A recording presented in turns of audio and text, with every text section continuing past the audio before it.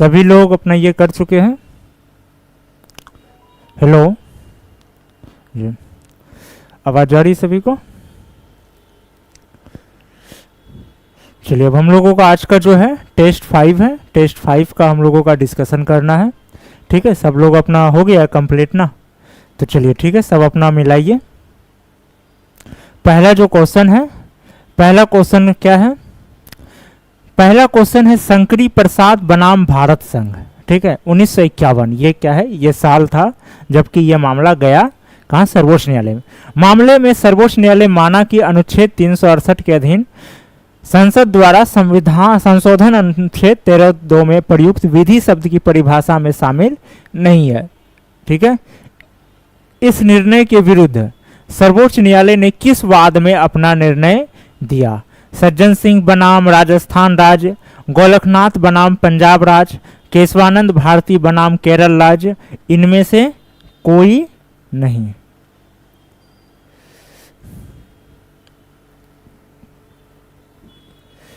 चलिए ठीक है, तो आप लोग अपना देखिए, इसका जो सही जवाब है क्या होगा? बी नंबर, गोलखनाथ बनाम पंजाब राज्य। देखिए है क्या कि शंकरी प्रसाद बनाम भारत राज्य संघ। ठीक है, हुआ ये था कि जब सरकार कुछ कानून ऐसे लाए, कुछ ऐसे जब संविधान लागू हो गया तो कुछ कानून ऐसे लाए कि जिसको लेकर के सरकार क्या किया कि वो उसको मौलिक अधिकार का मतलब कि लोग, सरकार नहीं, सरकार के विरुद्ध लोग जो है उसका अपना मौलिक अधिकार का हनन लेकर के न्यायालय में पहुंचा, उच्च न्यायालय में। जैसे कामेश्वर सिंह बनाम बिहार राज्य, चंपक दोराई राजन बनाम मद्रास राज्य। उस समय तमिल मद्रास ही था, बाद में तमिलनाडु आंध्र प्रदेश बना। ठीक है, तो इन सब मामले में क्या हुआ? ये सब मामले में जो है उच्च न्यायालय में गया और उच्च न्यायालय ने ये माना कि सरकार जो होती है विधि बना करके कभी भी आप क्या नहीं कर सकते हैं, कानून को जो है मतलब किसी का मौलिक अधिकार को हनन नहीं कर सकते हैं। ठीक है, ये बात क्लियर था, ये तो संविधान में स्पष्ट है। तो गवर्नमेंट क्या किया? कहा चलिए ठीक है, 13 का 2 में तो विधि शब्द लिखा हुआ है, आदेश लिखा हुआ है, अध्यादेश लिखा हुआ है, संशोधन शब्द कहीं लिखा हुआ नहीं है, अमेंडमेंट शब्द कहीं भी आर्टिकल 13 में नहीं है। और संविधान सभा क्या था? जब संविधान सभा को जो है बंद समाप्त किया गया 24 नवंबर 1950 को, जब संविधान तैयार हुआ और संविधान समाप्त को जो होता है पूरी तरह से समाप्त कर दिया गया, तो संविधान सभा आगे का शक्ति किसको दे दिया गया? संसद, संविधान सभा संसद में परिणत हो गया। और साथ में क्या कर दिया गया? कहा गया कि आगे से अगर कभी संशोधन करना हो संविधान में तो ये कौन करेगी? संसद करेगी। अब क्या हुआ? इस मामले को लेकर के फिर केस चला गया शंकरी प्रसाद बनाम भारत संघ। इस पे एक क्लास भी मेरा दिया हुआ है, फंडामेंटल राइट एंड डीपीएसपी के बीच विवाद। यूट्यूब में ये क्लास है, आप लोग चाहे तो जाकर देख सकते हैं। तो इसमें क्या हो गया? इसमें माना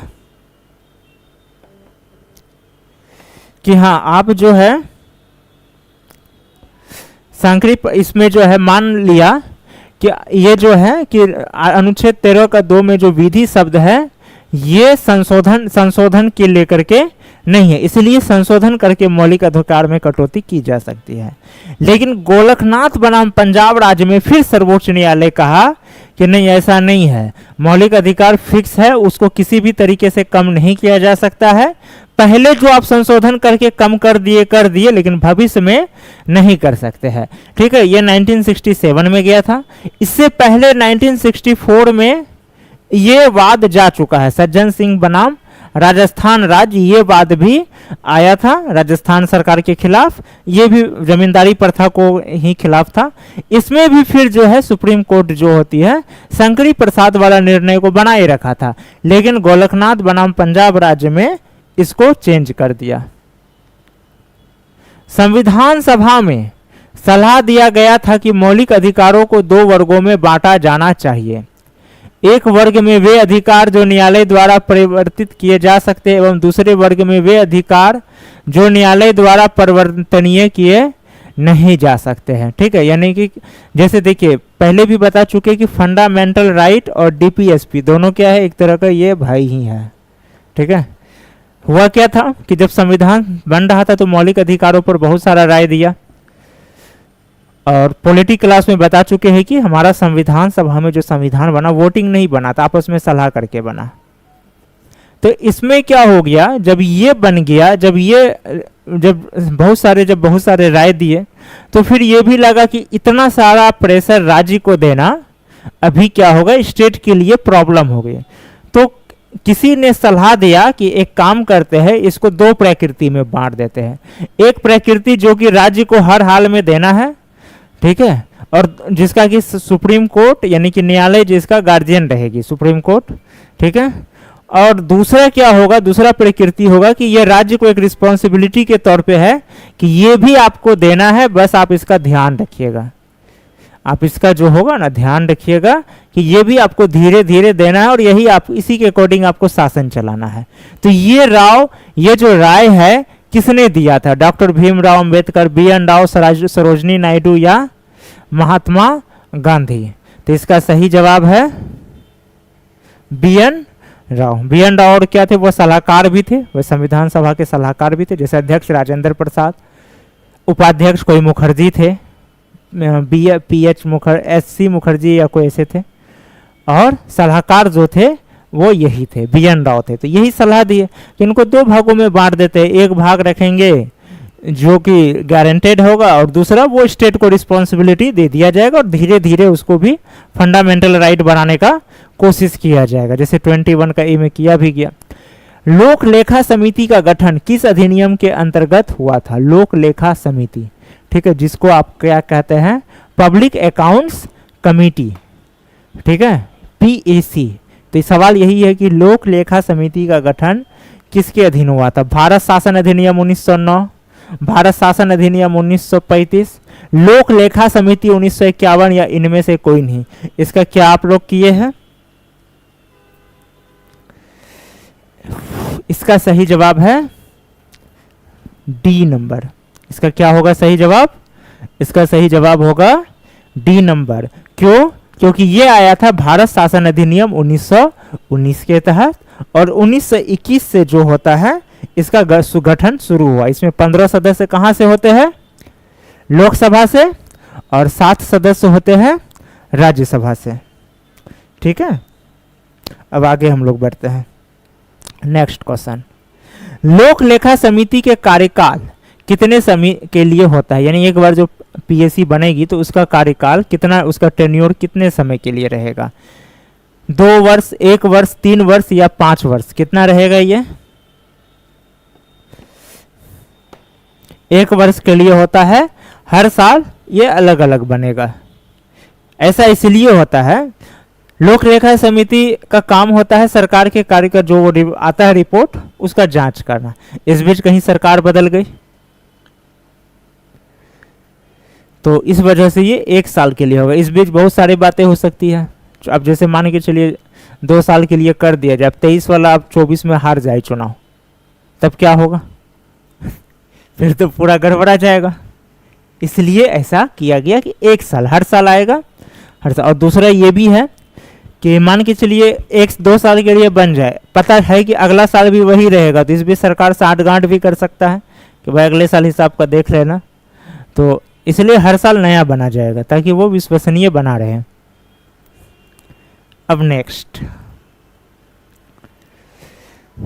लोक उपक्रम समिति, ये है लोक उपक्रम समिति। पहला क्या था, लोक लेखा समिति, ये है लोक उपक्रम समिति, ठीक है, का गठन पहली बार किस वर्ष कृष्ण मेनन समिति के सुझाव पर किया गया था, जिसमें कुल 22 सदस्य होते थे। ये एक GS नोट कर लीजिए। लोक उपक्रम समिति का गठन किस समिति के सुझाव पर हुआ था, कृष्ण मेनन समिति। ये क्वेश्चन में ही एक GS छुपा हुआ है, इसको नोट कर लीजिए। इसमें कुल कितने सदस्य होते हैं, 22 सदस्य। ये दूसरा GS होगा, यानी क्वेश्चन में ही आपको 2 GS मिल गया, ठीक है। अब इसका है कि किस वर्ष इसमें पहली बार इसका जो है किया गया था, 1965, 1964, 1963, 1970। इसका सही जवाब क्या होगा, सी नंबर 1963। इसमें भी क्या होगा, 15 सदस्य लोकसभा से होगा, 7 सदस्य राज्यसभा से। ये सब अनुपातिक प्रतिनिधित्व पद्धति के माध्यम से एकल संक्रमणीय मत द्वारा चुने जाते हैं, जैसे राष्ट्रपति का, उपराष्ट्रपति का, राज्यसभा का राज्यसभा विधान परिषद के सदस्यों का चुनाव होता, बिल्कुल उसी तरह। ठीक है, और इसके अध्यक्ष का चयन किनके द्वारा होगा? इनके अध्यक्ष का चयन होगा लोकसभा के अध्यक्ष के द्वारा। तो स्वाभाविक है, ये मान के चलिए कि सत्ता पक्ष का ही व्यक्ति इस पे अध्यक्ष रहेगा, क्योंकि लोकसभा अध्यक्ष किनका बनेगा? जिनके पास सत्ता में, जनरली लोकसभा अध्यक्ष उसी का बनता है जिनका मेजोरिटी होगा, चाहे उनका हो या उनके अलायंस का हो। तो स्वाभाविक है कि अध्यक्ष तो उन्हीं को बनाना चाहेगा, ऐसा जरूरी नहीं है। संविधान के अनुच्छेद 170 के अनुसार किसी राज्य के विधानसभा के सदस्यों की न्यूनतम संख्या 60 हो सकती है। ठीक है, कितना हो सकती है? 60। वहीं अधिकतम कितनी हो सकती है? हाँ, कुछ स्टेट ऐसे हैं जो इसके अपवाद में आते हैं, याद रखिएगा, जो छोटे मोटे स्टेट होते हैं। ठीक है, जैसे कि अब मेघालय हो, मिजोरम हो गए, ये सब हो गए, तो इसका वो जनसंख्या के कारण वो अपवाद में आते हैं। अब गोवा ही हो गया, तो छोटे स्टेट के लिए जहाँ जनसंख्या कम है तो वहाँ किया जाता है, लेकिन ऐसे नियम है कि 60 रखना है। अभी की अधिकतम कितनी हो सकती है? ठीक है, अधिकतम कितनी हो सकती है? 600, 500, 450, 580, कितना होगा? क्या है इसका सही, कितना हो सकता है अधिकतम? 600 तो होगा नहीं, क्योंकि ये तो भाई लोकसभा से ज़्यादा तो रखना नहीं है। अब है 500, 450, 580, इसका सही जवाब है अभी 500। किसी भी विधानसभा का अधिकतम सदस्य कितना होगा? 500। अभी सबसे ज़्यादा किसका है? सबसे ज़्यादा अभी उत्तर प्रदेश का है, 403। ठीक है, बाकी अगर उसके बाद जो ये 60 कम है, तो इसमें है क्या कि 371 के तहत कुछ विशेष राज्य जो होते हैं, ठीक है, 371 के तहत जो के विभिन्न कुछ राज्यों को ये विशेष प्रावधान प्राप्त है कि वहाँ 60 से भी कम हो तो चलेगा, जैसे नागालैंड, मिजोरम, गोवा, ये सब में कम है। अब नेक्स्ट क्वेश्चन हम लोग देखेंगे। विधानसभा द्वारा पारित विधेयक को पहली बार विधान परिषद 3 माह तक रोक सकती है। ठीक है, विधानसभा द्वारा पारित विधेयक को पहली बार में विधान परिषद 3 माह तक रोक सकती है, किंतु विधानसभा द्वारा यदि पुनः विधेयक को पारित कर दिया जाए तो सामान्य विधेयक को विधान परिषद और कितने माह तक रोक सकती है? यानी कि अगर फिर से पारित कर दिया गया है उसी विधेयक को, तो अब दोबारा कितने बार रोक? पहला बार तो सिर्फ 3 माह, अब दूसरी बार कितना बार रोक सकता है? ठीक है, यानी कोई विधेयक है वो पारित हो चुका है, अब वो गया कहाँ? अब वो जा रहा है, मान के चलिए विधान परिषद, उसको 3 माह तक रोका, फिर विधानसभा पुनः विधेयक को पारित कर दिया, तो समान विधेयक और विधान परिषद और कितने माह तक रोकेगी? 2 माह, 3 माह, 1 माह, 9 माह। ठीक है, तो इसका सही जवाब होगा 1 मंथ। कितना? 1 माह तक। अच्छा, संविधान संशोधन विधेयक को विधानसभा जो है, अगर विधान परिषद रोक रहा है और फिर से विधानसभा पारित करके दोबारा भेज दे विधान परिषद संविधान संशोधन विधेयक को, तब कितने माह तक रोकेगी?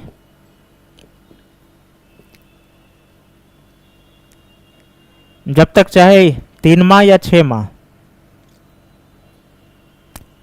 संविधान संशोधन का अधिकार सिर्फ संसद को प्राप्त है, विधानसभा को नहीं, तो वहां हो ही नहीं, वो विधेयक आ ही नहीं सकता वहां। संविधान के किस अनुच्छेद में यह प्रावधान है कि राज्य अपनी इच्छा अनुसार चाहे तो विधान परिषद का निर्माण कर सकती है अथवा नहीं कर सकती है? In which article of the constitution there is a provision that the state may or may not constitute the legislative council as per its wish।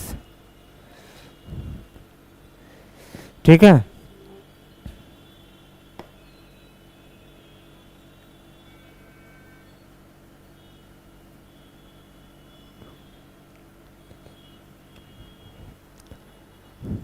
तो इसका सही जवाब क्या होगा? इसमें कौन कौन सा 168, 169, 171, 172 कौन सा होगा इसका सही जवाब?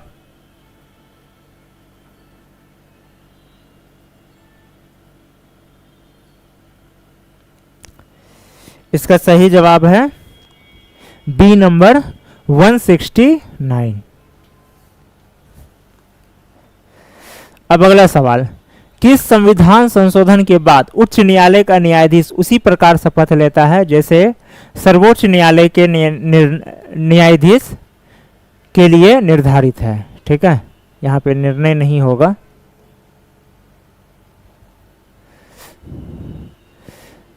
यानी कि पहले क्या था कि उच्च न्यायालय का न्यायाधीश और सर्वोच्च न्यायालय के न्यायाधीश में अंतर था, होता था। ठीक है, अब उसके बाद कहा जा रहा है कि संविधान संशोधन के बाद नियम बन गया कि दोनों एक जैसा लेगा।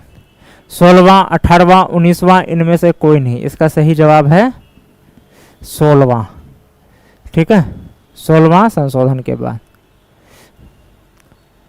इनमें से किस अनुच्छेद के अनुसार अंतरराज्यीय व्यापार या वाणिज्य की स्वतंत्रता पर प्रतिबंध लगाने वाले किसी विधेयक के लिए राष्ट्रपति की पूर्व सहमति अनिवार्य बताई गई है एवं ऐसे मामले में राष्ट्रपति ना चाहे तो राज्य विधानमंडल कानून नहीं बना सकता है? ठीक है, 301, 304, 302, 304। सवाल है, according to which of these articles the prior consent of the president is mandatory for any bill restricting the freedom of interstate trade या commerce, and in such case if the president does not wish the state legislature cannot make a law। यानी कि अंतरराज्यीय यानी दो राज्यों के बीच में जो व्यापार होगा, ठीक है, या व्यापार हुआ या किसी भी प्रकार का कॉमर्शियल एक्टिविटी है, बिजनेस है, ठीक है, तो उस पर अगर प्रतिबंध लगाना, यानी बिहार को इच्छा है कि नहीं हम उत्तर प्रदेश के व्यापार पर प्रतिबंध लगाना चाहे, तो उसके लिए क्या करना होगा कि आपको राष्ट्रपति की पूर्व सहमति लेना होगा, पहले राष्ट्रपति का परमिशन लेना होगा। ठीक है, क्योंकि वो क्या है, वो हेड ऑफ एंटायर स्टेट, यानी पूरा भारत का वो हेड है, गार्जियन है, तो आपको उसका अनुमति लेना है। अगर वो चाह रहा है कि नहीं अपने स्टेट के लिए ठीक है, जैसे हमें अपने स्टेट में किसी बिजनेस को रोकना है, जैसे अभी कुछ दिन 2-3 साल पहले तमिलनाडु में गैम में एक प्रतिबंध लगा, तो अपने स्टेट के लिए ठीक है। लेकिन अगर हम ऐसा लगा रहे कि बिहार में लग रहा है कि नहीं उत्तर प्रदेश से हमें कोई सामान नहीं लेना है, या वहां पर किसी प्रकार का हम रोक लगा रहे बिजनेस को लेकर के, तब क्या होगा कि राष्ट्रपति का पहले अनुमति लेना होगा। और अगर राष्ट्रपति नहीं चाहेगा, ऐसा अनुमति नहीं देगा, तो आप ऐसा कानून नहीं बना सकते। अगर आपका कानून पारित भी हो रहा है, जैसे आजकल जबरन भी कानून पारित किया जा रहा है, तो कानून पारित भी हो रहा है तो भी आपका कानून क्या होगा, वो इनवैलिड रहेगा जब तक राष्ट्रपति अनुमति नहीं दे। तो कौन सा अनुच्छेद में ऐसा 301, 304, 302, फिर से 304 आ गया है, वहां कुछ और होंगे ऐसे।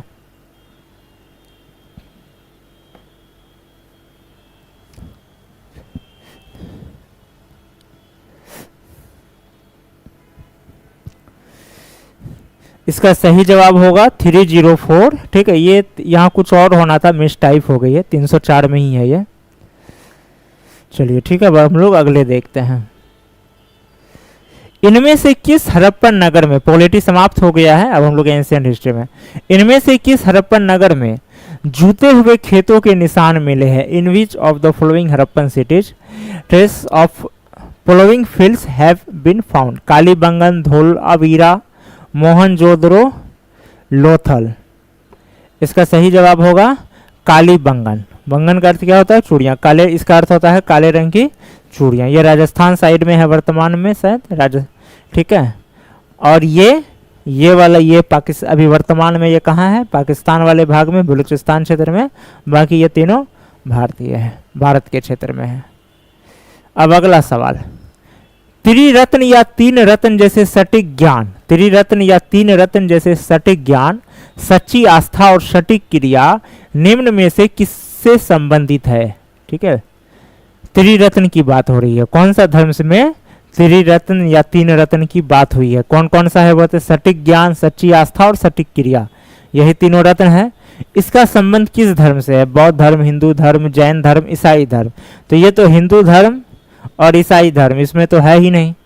त्रिरत्न या त्रिपिटक दो में से एक, दोनों इसी से हैं। तब सवाल यही है कि इसमें कौन सा है? इसका सही जवाब होगा सी नंबर, जैन धर्म। बौद्ध धर्म से किसका संबंध है? त्रिपिटक का है।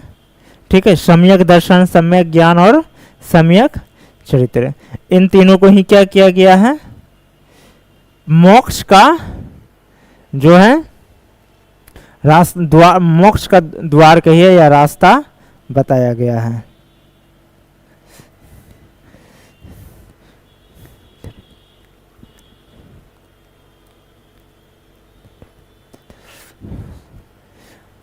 बौद्ध धर्म का त्रिरत्न क्या है, बुद्ध, धम्म एवं संघ। निम्न में से किस भारतीय दर्शन ने परमाणु सिद्धांत का प्रतिपादन किया? विच of the following Indian philosophy propounded the atomic theory? योग, न्याय, सांख्य, वैशेषिक। ठीक है, इसका सही जवाब होगा कौन किया है,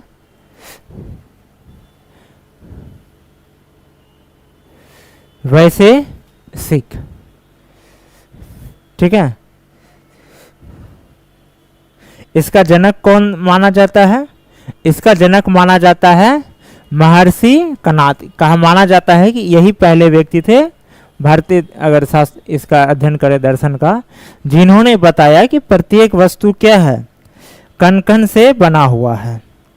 ठीक है, जो परमाणु का सिद्धांत है वास्तव में वर्तमान में तो भले अब चाहे जो हो, लेकिन उस समय जो है मतलब भारतीय अगर दर्शन का अध्ययन करे तो कणाद को माना जाता है कि कणाद ही जो है ये बहुत पहले बता दिए थे कि इस दुनिया में हर वस्तु क्या है, कण कण से बना हुआ है, यानी कि परमाणु से बना हुआ है।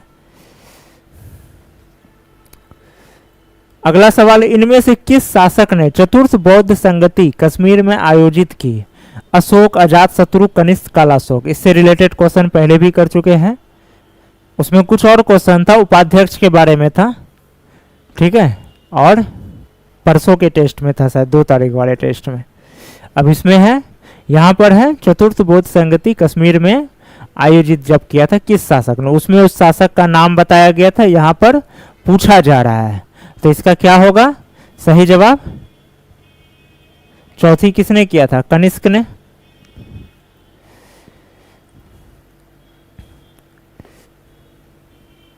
ठीक है, कहां पर हुआ था? कश्मीर के कुंडल वन में। और इसी में क्या हुआ था? बौद्ध धर्म 2 भागों में बटा था, हीनयान, महायान। अपने शिलालेखों में अशोक सामान्यतः किस नाम से जाने जाते हैं? चक्रवर्ती, प्रियदर्शी, धर्मदेव, धर्मकीर्ति। सही जवाब इसका होगा प्रियदर्शी। अशोक को इस नाम से बताया गया है। ठीक है, इसका पूरा नाम क्या था? देवनाम प्रिय अशोक, जिसका अर्थ होता था देवताओं का प्रिय। और ये कहां पर है अशोक, इस प्रियदर्शी कहां पर मिला है?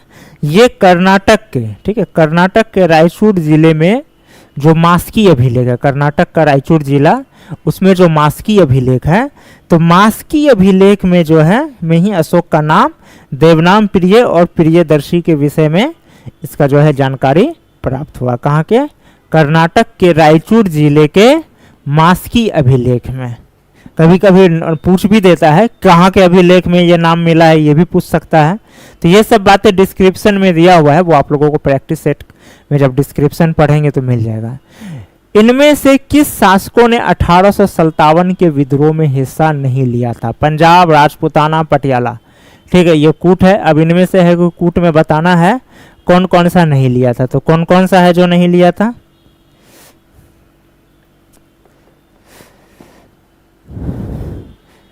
देखिए, पंजाब भी नहीं लिया था, राजपूताना भी नहीं लिया था, पटियाला भी नहीं लिया था। ठीक है, ये तीनों नहीं लिया था, 1, 2 एंड 3। लेकिन अब यहाँ क्या दिक्कत है कि पहला में 1 एंड 3 है तो 2 नहीं है, ओनली लगा हुआ है। फिर दूसरा में ओनली 2 एंड 3 है, यानी कि 1 नहीं लगा हुआ है। फिर तीसरे के अनुसार सिर्फ ओनली 2, जबकि वास्तविकता है कि तीनों नहीं लिया था, तीनों का तीनों नहीं लिया था, और 1, 2 एंड 3 यहाँ है नहीं, इसलिए इसका आंसर होगा डी, इनमें से कोई नहीं।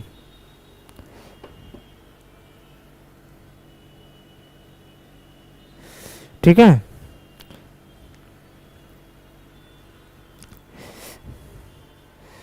तो यही होता है। कभी कभी देखिए तो तीनों ही नाम सही है, लेकिन ऑप्शन में कूट में वैसा नहीं है, तो इसको ध्यान में रखिएगा एग्जाम हॉल में।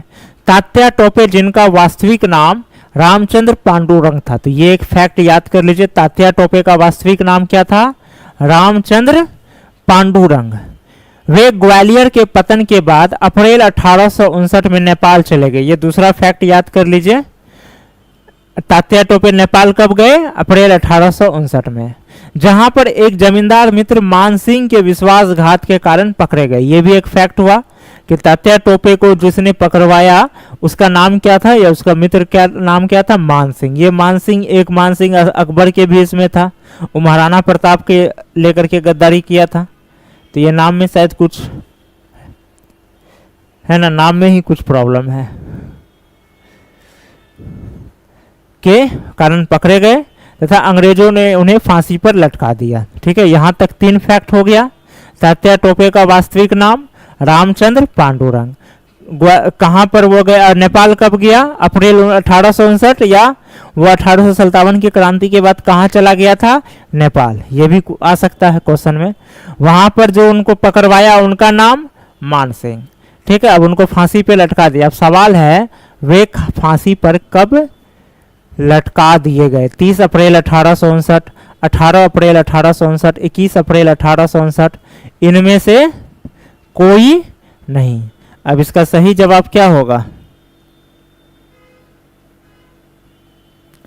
इसका सही जवाब होगा 18 अप्रैल 1859। अप्रैल में ही पकड़ा गया, उसी समय फांसी भी इसको कर दिया गया। अंग्रेज रिस्क नहीं लेता था। बिहार के जगदीशपुर के जमींदार कुंवर सिंह को अदम्य साहस, वीरता और सेना नायकों जैसे आदर्श गुणों के कारण 1857 के समय बिहार का सिंह कहा गया। ठीक है, ये भी सवाल आता है बीपीएससी में, बिहार का सिंह किसे कहा जाता है? तो कुंवर सिंह। ठीक है, अब है उन्होंने विद्रोह का मसाल को रोहतास, मिर्जापुर, रीवा, बांदा तथा लखनऊ तक फहराया। ठीक है, उन्होंने अंग्रेजों के साथ अंतिम युद्ध में अंग्रेजों को भारी क्षति पहुंचाते हुए, ठीक है, यहाँ भारी में बड़ी रह होगा, यहाँ मिसटाइपिंग है, भारी क्षति पहुंचाते हुए मृत्यु को प्राप्त हुए। उनकी मृत्यु कब हुई थी? उनकी मृत्यु कब हुई थी? 26 अप्रैल 1858, 24 अप्रैल 1858, 22 अप्रैल 1858, इनमें से कोई नहीं। ये तो याद रहना चाहिए, क्योंकि इसका क्या होता है कि हर साल इसमें मनाया भी जाता है। ठीक है, इसको लेकर के एक शोक दिवस भी मनाया जाता है। अभी कुछ सालों से बिहार में आयोजन वगैरह भी किए जाते हैं। तो इसका सही जवाब क्या होगा? ए नंबर 26 अप्रैल 1858। ठीक है, मौलवी अहमदुल्ला के बारे में अंग्रेज ने कहा था कि अदम्य साहस के गुणों से परिपूर्ण और दृढ़ संकल्प वाले व्यक्ति, अदम्य साहस के गुणों से परिपूर्ण और दृढ़ साहस संकल्प वाले व्यक्ति तथा विद्रोहियों में सर्वोत्तम सैनिक थे। उन्होंने कहा 1857 के विद्रोह को अपना नेतृत्व प्रदान किया था। कौन? मौलवी अहमदुल्ला। ठीक है, सवाल यह है कि ये कहां पर जो है अपना विद्रोह नेतृत्व प्रदान किया था? लखनऊ, फैजाबाद, सासाराम, इनमें से कोई नहीं। ठीक है, इसका सही जवाब है फैजाबाद। इसका नाम अब ऐसे चेंज होकर के क्या कर दिया गया है, ये जिला था तो इसका नाम हो गया है अयोध्या। वास्तव में फैजाबाद में ही अयोध्या, लेकिन अब इसको एक होता नाम भी, गवर्नमेंट नेम भी अब इसको अयोध्या कर दिया गया है। दक्षिण भारत, जिसका अधिकांश हिस्सा 1857 के विद्रोह के समय शांत था, किंतु सतारा और कोल्हापुर में 1857 के विद्रोह का कुछ प्रभाव देखने को मिला। इनमें से किन्होंने सतारा में विद्रोह का नेतृत्व को प्रदान किया था? 1857 का विद्रोह उत्तर भारत में बहुत ज्यादा रहा, लेकिन दक्षिण भारत में ये कम रहा। ठीक है, अब है क्या कि फिर भी सतारा और कोल्हापुर में जो है इसको देखने को मिला। तो वही सवाल है कि इनमें से किन्होंने सतारा के विद्रोह में नेतृत्व प्रदान किया? रंगोजी बापू, गुप्ते, वजीर खान, प्रताप सिंह, इनमें से कोई नहीं। इसका सही जवाब क्या होगा? रंगोजी बापू गुप्ते। ठीक है, बाकी जो है प्रताप सिंह और वीर सिंह ने कुल्लू में विद्रोह का नेतृत्व किया था, और वजीर खां जो है अजनाला में किया था। वजीर खान कहाँ किया था? अजनाला में किया था। ठीक है, अब आगे बढ़ते हम लोग।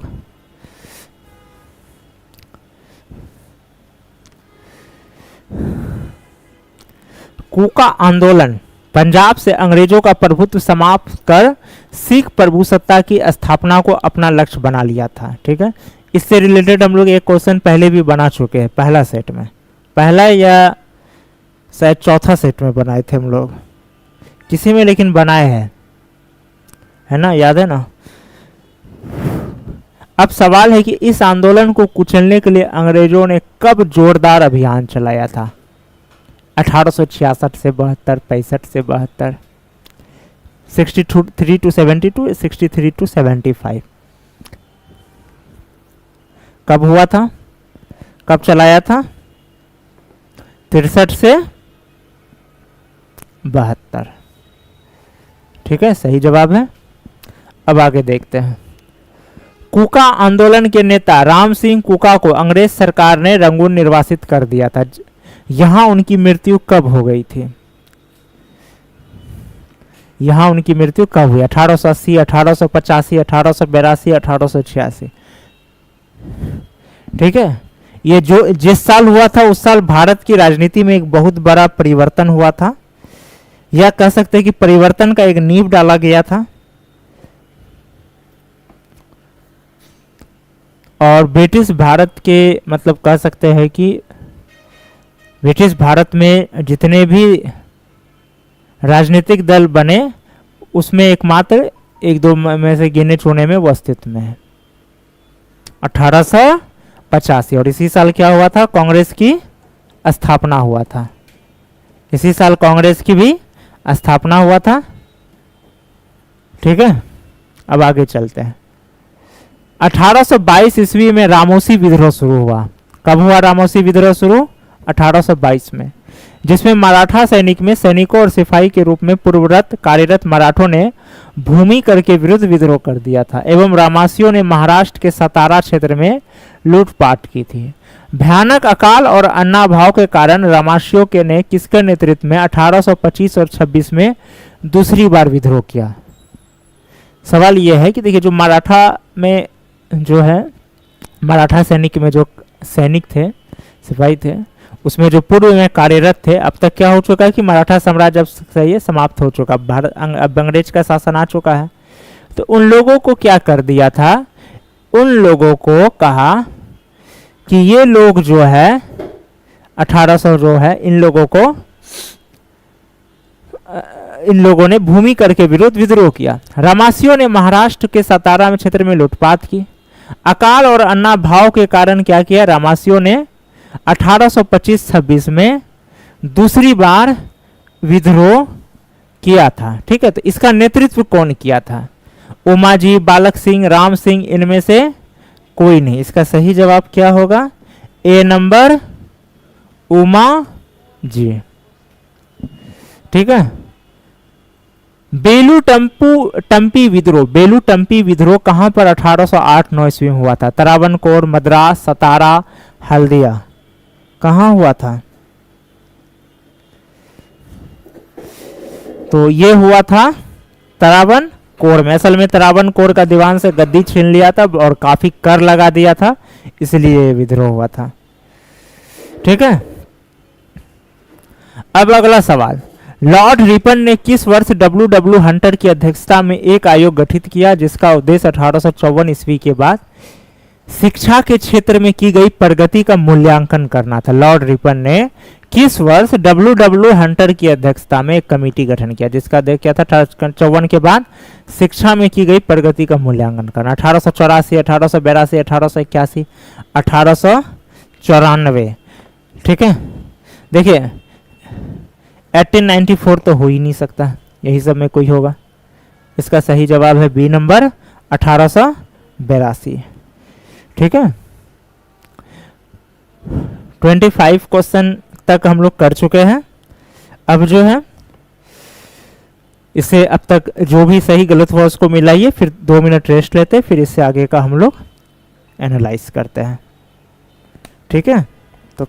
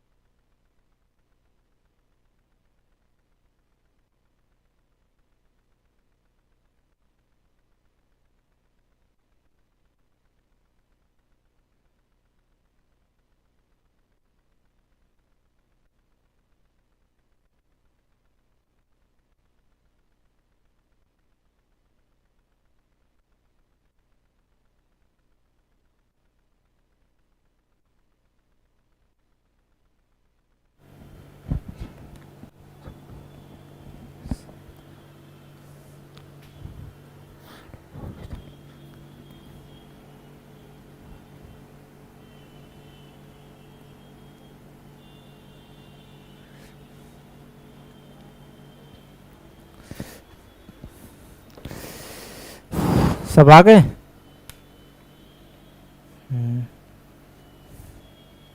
चलिए अब हम लोग फिर से शुरू करते हैं 26 से। 25 तक चेक हो चुका था कॉपी, ठीक है। अब सब अपना 26 से की मिलाइए। 26 में क्या है क्वेश्चन, भारत में राष्ट्र प्रेस की स्थापना का श्रेय इनमें से किन्हें दिया जाता है? हिक्की, राजा राम मोहन राय, गंगाधर भट्टाचार्य, इनमें से कोई नहीं, ठीक है। तो किसको दिया जाता है राष्ट्र प्रेस का स्थापना का श्रेय? प्रेस नहीं, राष्ट्र प्रेस। प्रेस का तो पता है, वो तो पुर्तगाली पहली बार स्थापित किया। राष्ट्र प्रेस यानी राष्ट्र रूप देना इनको, प्रेस का, समाचार पत्रों को। इसका सही जवाब होगा राजा राम मोहन राय। हालांकि सबसे पहला जो भारत में पहला जो अखबार आया था, अंग्रेजी अखबार, उसका एडिटर कौन था? गंगाधर भट्टाचार्य। लेकिन इनको राष्ट्र रूप देना में राजा राम मोहन राय का काफी हाथ रहा। कर्जन ने भारत के उच्चतम शिक्षा और विश्वविद्यालय के अधिकारियों को एक सम्मेलन में शिमला में बुलाया था, ठीक है। सम्मेलन में पारित, यहाँ पे में होगा, छूट चुका है। सम्मेलन में पारित प्रस्ताव शिमला प्रस्ताव के नाम से प्रसिद्ध हुआ। यह सम्मेलन कब हुआ था? 1901, 1902, 1904, 1906? 1901। किसने बुलाया था? कर्जन ने। यह भी एक कहाँ? शिमला में। आगे का सवाल, शिमला सम्मेलन में पारित प्रस्तावों की तीखी आलोचना से विवश होकर कर्जन ने किस वर्ष थॉमस रेले की अध्यक्षता में विश्वविद्यालय आयोग की स्थापना किया? In which year, compelled by the sharp criticism of the resolutions passed in the Simla Conference, Curzon established the University Commission under the chairmanship of Thomas Raleigh. 1904, 1902, 1903, 1905 सब 1901 के बाद है, तो पहले का है नहीं कि उसको माइनस किया जाए। तो इसका सही जवाब होगा 1902। जैसे कर्जन कौन है? जो कि बंगाल विभाजन किया था, इसके ही समय में बंगाल विभाजन हुआ था, ये भी फैक्ट याद रखना है। थोड़ा आगे चले गए।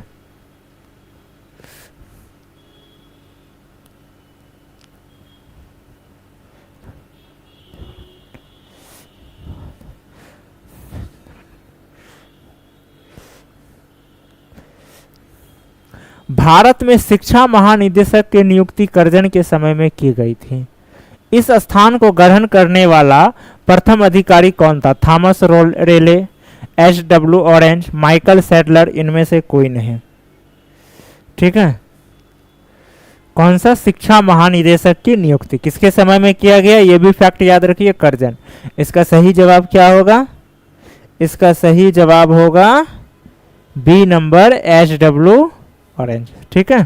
सही जा रहा है सबका। प्राथमिक शिक्षा पर पहली बार किस कमीशन की रिपोर्ट में जोर दिया गया था? ठीक है,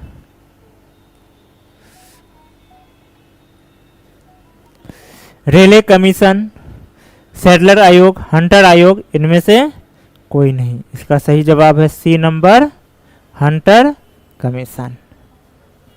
अब नेक्स्ट हम लोग मिलाते हैं। सब मिला रहे हैं ना सही से? चलिए ठीक है। प्रथम कर्नाटक के युद्ध में इसमें कुछ कथन है और बताना क्या है, कौन सा इनकरेक्ट है यानी कि फॉल्स है, ठीक है। ये क्वेश्चन पिछला टेस्ट में नहीं मिला था, इस तरह का क्वेश्चन आज फिर मिल रहा है। हर टेस्ट में अलग अलग तरह का नेचर का क्वेश्चन है। तो इसमें क्या है कि प्रथम कर्नाटक युद्ध यूरोप के एंग्लो फ्रांसीसी युद्ध का विस्तार था जो ऑस्ट्रेलियाई उत्तराधिकार के लिए था, ठीक है। चार इसमें कूट नहीं दिया हुआ है, इसमें चारों में से ही कोई एक कथन असत्य है, तो ये चारों कथन को ध्यान से पढ़ना है, ठीक है।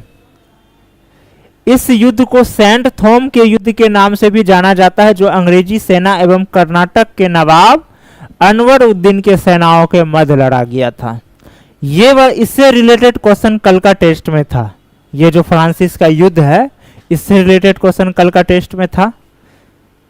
इस युद्ध को सेंट थॉम युद्ध के भी नाम से जाना जाता है, जो फ्रांसीसी सेना एवं कर्नाटक के नवाब अनवर उद्दीन के सेनाओं के मध्य लड़ा गया था।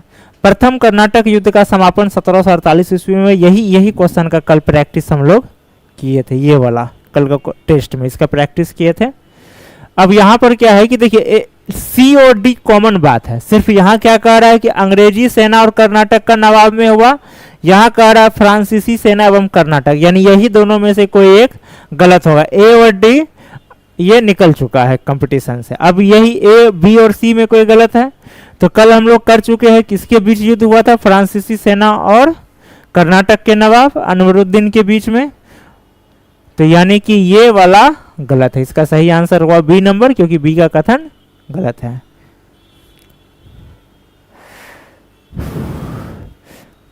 प्रथम कर्नाटक युद्ध के संबंध में इनमें से कौन सा कथन असत्य है? फिर से है उसी के संबंध में, लेकिन कथन चेंज है। ठीक है, ये मत सोचिएगा एक टाइप का क्वेश्चन है, कोई इस कंफ्यूजन में छोड़ ना दिए हो आप लोग। प्रथम कर्नाटक युद्ध में फ्रांसीसी सेना का नेतृत्व पैराडाइज ने किया था। प्रथम कर्नाटक युद्ध अडियार नदी के तट पर सेंट थॉम में लड़ा गया था। प्रथम कर्नाटक युद्ध में फ्रांस की छोटी सेना महफूज खां की नेतृत्व वाली मजबूत सेना से हार गई थी। प्रथम कर्नाटक युद्ध के बाद संधि के शर्तों के तहत मद्रास को पुनः अंग्रेजों को सौंप दिया गया और बदले में फ्रांसीसी को उत्तरी अमेरिका में अपने क्षेत्र पुनः प्राप्त हो गए। देखिए ये वाला जो है डी नंबर, कल के टेस्ट में इसका प्रैक्टिस किए थे, इसी से रिलेटेड क्वेश्चन था। किस वर्ष वहां पे था, वर्ष पूछा गया था। किस वर्ष ये एक्स-सेपल संधि हुई थी, जिसमें कि मद्रास पुनः अंग्रेजों को मिला था और उत्तरी अमेरिका फ्रांसीसियों को मिला था। कल इसी पे क्वेश्चन था किस वर्ष, तो ये तो असत्य होगा नहीं। फिर प्रथम कर्नाटक युद्ध में फ्रांसीसी सेना का नेतृत्व पैराडाइज ने, ये भी कल हम लोग कर चुके थे। ठीक है, प्रथम कर्नाटक युद्ध अडियार नदी के तट पर सेंट थॉम में लड़ा गया था, ये भी इससे पहला वाला क्वेश्चन में हम लोग देख चुके हैं। तो फिर गलत कौन सा हो जाएगा? गलत स्वाभाविक है सी नंबर होगा, क्योंकि महफूज खां हारा था। ठीक है, कि छोटी सी सेना, यहाँ कह रहा फ्रांस की सेना हारा था, लेकिन हारा था कौन? महफूज खां की सेना। महफूज खां अनवरुद्दीन का बेटा था। ये अनवरुद्दीन का बेटा था और ये मारा भी गया था। इसके बाद वाले युद्ध में फिर अनवरुद्दीन भी मारा गया था। ठीक है, तो ये वाला जो हो गया सी नंबर, ये गलत हो गया।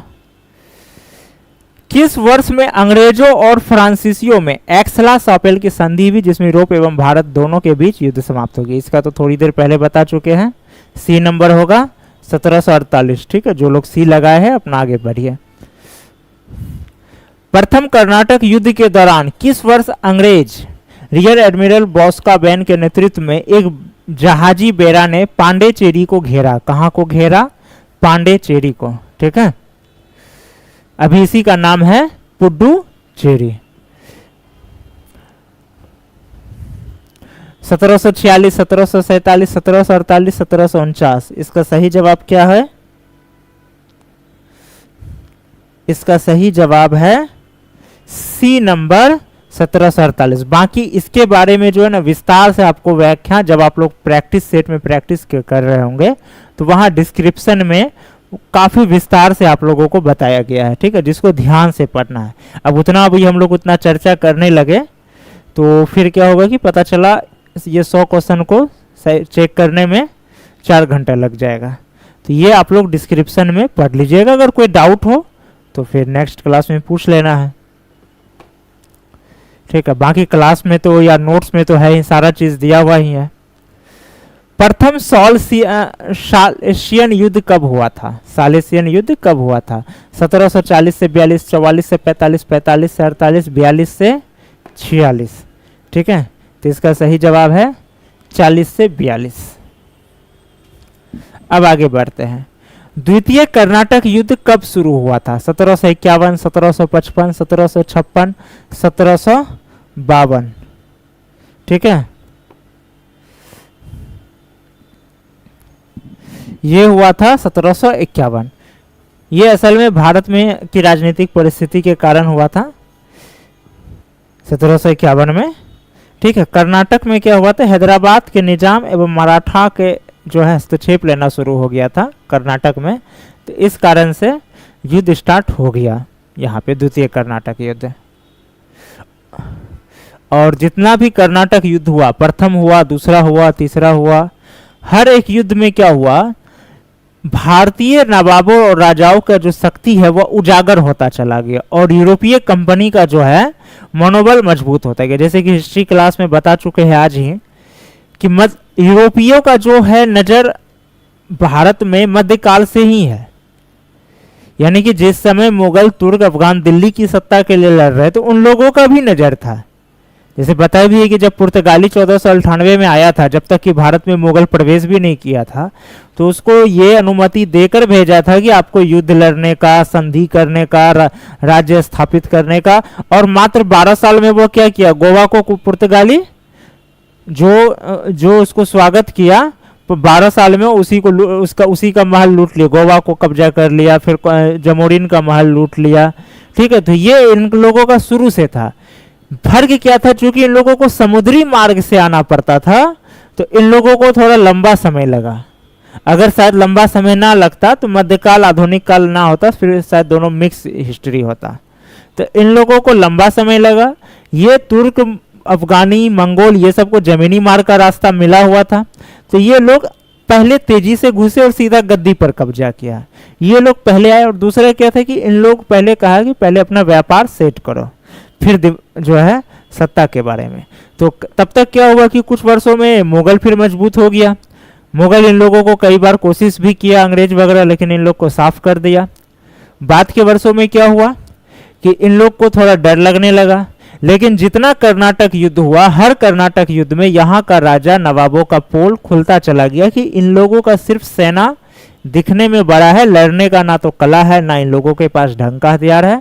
यहीं से फिर क्या हुआ, यूरोपियन लोग, जो ये कंपनी थे, इन लोगों का हौसला मजबूत होता गया कि भारत में भी हम लोग अपना राजनीतिक प्रभुत्व बना सकते हैं।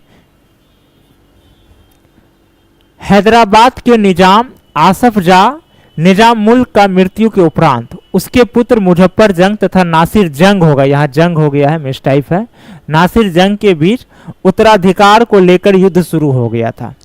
उनकी मृत्यु कब हुई थी? ठीक है, उनकी मृत्यु कब हुई थी? किसका? निजाम मुल्क का, जिसके उपरांत उसके बेटों में और नासिर जंग में क्या हो गया, युद्ध शुरू हो गया था। तो यहाँ सवाल है निजाम मुल्क का मृत्यु कब हुआ था? 1751, 1749, 1750, 1748। इसका सही जवाब होगा डी नंबर 1748। ये कहाँ का है? हैदराबाद का। और इसी समय क्या हुआ था, कर्नाटक में भी जो राजनीतिक उथल पथल चल रहा था, यहाँ भी संघर्ष हो रहा था। ठीक है, यहाँ भी क्या हुआ, कर्नाटक के नवाब अनवरुद्दीन तथा उनके पहले का जो नवाब था, उनका दोस्त अली के, अनवरुद्दीन से पहले का नवाब दोस्त अली, उनका दामाद चंदा साहब के बीच युद्ध शुरू हो गया। ठीक है, और इसमें भाग लिया कौन? एक तरफ अंग्रेज, एक तरफ फ्रांसीसी, क्योंकि सब चाह रहा था कि मेरा आदमी गद्दी पर बैठा रहे। ठीक है, अंग्रेजों ने क्या किया, नासिर जंग का तथा कर्नाटक में अनवरुद्दीन का साथ दिया। जब हैदराबाद में नासिर जंग का और कर्नाटक में अनवरुद्दीन का, और फ्रांसीसियों ने कर्नाटक में चंदा साहब का दिया और हैदराबाद में मुजफ्फर जंग का दिया। ठीक है, इस प्रकार फिर क्या हुआ, दोनों आपस में सामने, अंग्रेज और फ्रांसीसी आपस में आमने सामने हो गया। और 1749 में, कब? 1749 में कहाँ युद्ध हुआ? तंजावुर में। ये भी याद रखिएगा, सवाल आ सकता है तंजावुर का युद्ध कहाँ हुआ था, क्यों हुआ था? तो तंजावुर में दोनों के बीच युद्ध हुआ।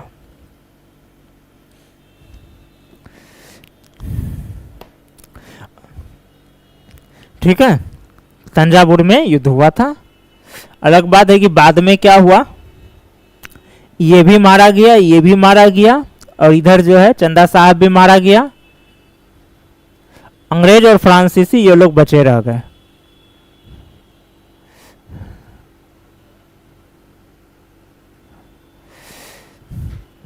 3 अगस्त 1749 ईस्वी को वेल्लोर के निकट, किसके निकट? वेल्लोर के निकट 3 अगस्त 1749 ईस्वी को वेल्लोर के निकट अंबर के युद्ध में पराजित होकर इनमें से कौन मारा गया था? इससे भी रिलेटेड क्वेश्चन कल हम लोग किए थे, अंबर का युद्ध से रिलेटेड। ठीक है, तो आज सवाल है कौन मारा गया था? अनवरुद्दीन, चंदा साहब, मुजफ्फर जंग, नासिर जंग। ठीक है, इसका सही जवाब है अनवरुद्दीन। जैसे भी बोले ना कि सब मारा गया, इधर मुजफ्फर जंग भी मारा गया, नासिर जंग भी, चंदा साहब भी, अनवरुद्दीन भी, अंग्रेज फ्रांसीसी बचा रह गया। इन लोग सबको मरवा करके ये आराम से ये दोनों कंपनी बचा रह गया और बाद में कंप्रोमाइज भी कर लिया कि हाँ भाई तुम इधर शासन करो, हम उधर, हम जा रहे हैं अपना देश। फ्रांसीसी अंग्रेज को सब कुछ दे के चला भी गया। ठीक है, अनवरुद्दीन जो है मारा गया। फ्रांसीसी गवर्नर डुप्ले ने चंदा साहब एवं मुजफ्फर जंग से संधि करने के पश्चात क्या किया? समर्थकों को अपना, उनका जो समर्थक था उनको सत्तासीन करने का प्रयत्न किया और इसी के लिए क्या किया? वो नवाब पर अटैक कर दिया।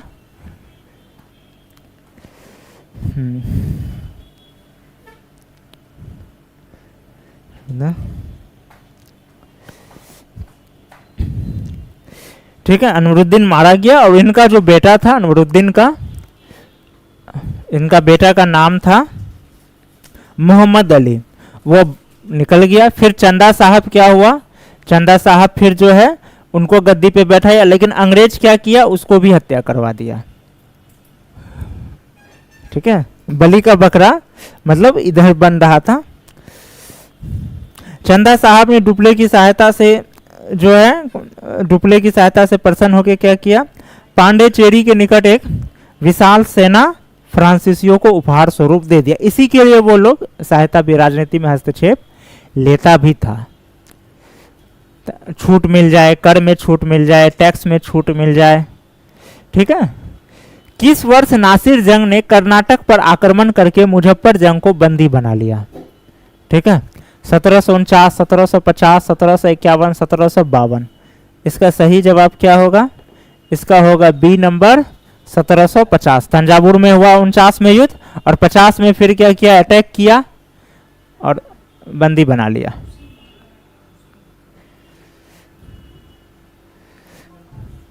सत्रह सौ 51 में अंग्रेजों की ओर से मद्रास में सैंडर्स को गवर्नर बनाया गया। सैंडर्स होगा, यहाँ मिस टाइपिंग फिर हो रही है। असल में वॉइस द्वारा टाइप जब किया जाता है तो काफी फास्ट होता है ना, इसलिए सैंडर्स को गवर्नर बनाया गया। उसने किस वर्ष कर्नाटक में मोहम्मद अली कौन? अनवरुद्दीन का बेटा, जो कि भाग गया था। पिछले वाले क्वेश्चन में किए थे, अनवरुद्दीन का बेटा जो भाग गया था। तो मोहम्मद अली की सहायता के लिए अंग्रेजी सेना को त्रिशनापल्ली की ओर भेज दिया। ठीक है, ये क्लास में मैप के माध्यम से और अच्छे से समझा दिया जाएगा, कैसे कैसे कब कहां भागा, मैप में बहुत अच्छे से समझेंगे। ठीक है, सवाल यही है। ठीक है, किस वर्ष? तो इसका सही जवाब क्या होगा? इसका होगा 1751। ठीक है, तो जो लोग 1751 को ओमार सीट में भरे हैं वो +1 कीजिए, बाकी लोग -0.33 करके आगे बढ़िए। आरकाट में, ठीक है, आरकाट कर्नाटक की राजधानी थी। जीत हासिल करने के बाद क्लाइव और लॉरेंस ने किस वर्ष चंदा साहब तथा फ्रांसीसी कमांडर लॉ को पराजित कर त्रिशनापल्ली पर अधिकार कर लिया? 1752, 1753, 1751, 1754। ठीक है, इसका सही जवाब होगा 1751। और इसी के बाद क्या हुआ? चंदा साहब की हत्या कर दी गई। किस वर्ष फ्रांसीसी गवर्नर डुप्ले को वापस बुला लिया गया? In which year the French governor Dupleix was recalled? ठीक है, तो इसका सही जवाब है 1754। कहा जाता है कि अगर डुप्ले को वापस नहीं बुलाया जाता तो शायद अंग्रेजी कंपनी उतनी ज्यादा सफलता नहीं पाती जितनी कि भारत में ये लोग अंग्रेजी कंपनी पाई। डुप्ले को बुलाना ऐसा माना जाता है कि फ्रांसीसियों की बहुत बड़ी गलती रही थी। ठीक है, और डुप्ले के बाद फिर कौन आया? कांट डी लाली आया और ये उतना अच्छा नेतृत्व नहीं दिया। चूंकि वो डुप्ले को बुलाना माना जाता है इतिहासकारों के अनुसार फ्रांसीसी सरकार का बहुत बड़ा गलती रहा।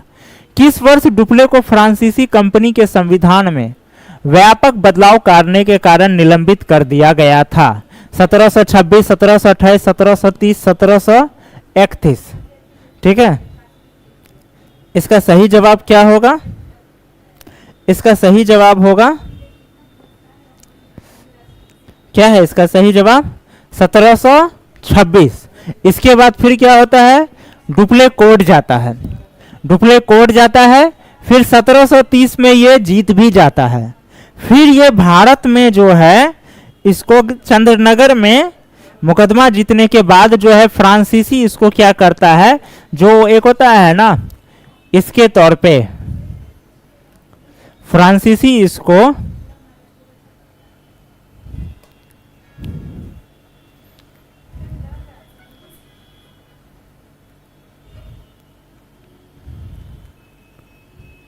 क्लास में शांति ना रहना चाहिए, या तो अमार मिलाओ या फिर बाहर जाओ। हाँ, 4 महीना एग्जाम का बचा हुआ है, जिनको छुट्टी चाहिए वो मार्कशीट ले चला जाए। एप्लीकेशन में आंसर की दिया हुआ है, मिला लेना है घर में जाकर। 1730 में ये जो है मुकदमा जीता।